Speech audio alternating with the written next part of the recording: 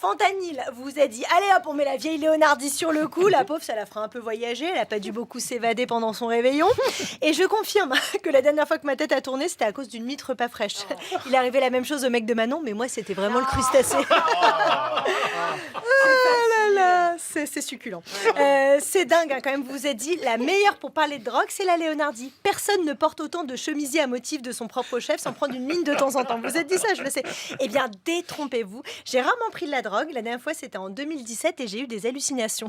J'ai cru que mon mari avait vidé le lave-vaisselle après m'avoir fait l'amour. Ah non, j'en ai plus jamais repris. La descente a été trop douloureuse, c'était horrible.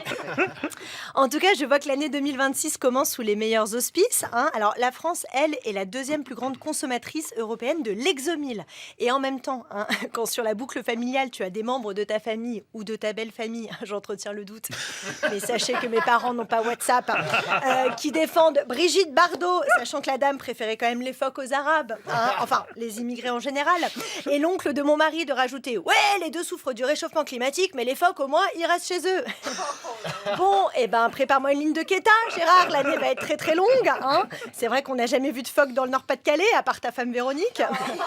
Non, je plaisante, il y a plein de phoques sur la baie de Canche. Rigole pas à cette vanne, mon Pierrot, vu ce que tu fais de tes samedis soirs, la Bardot, elle t'aurait dégagé aussi. Et ta petite tête de teckel t'aurait pas sauvé.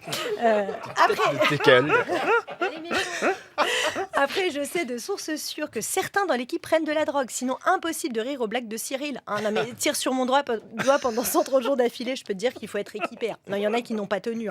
D'autres ont arrêté la drogue parce que la minute de Pierre Courade leur a semblé durer 3h30.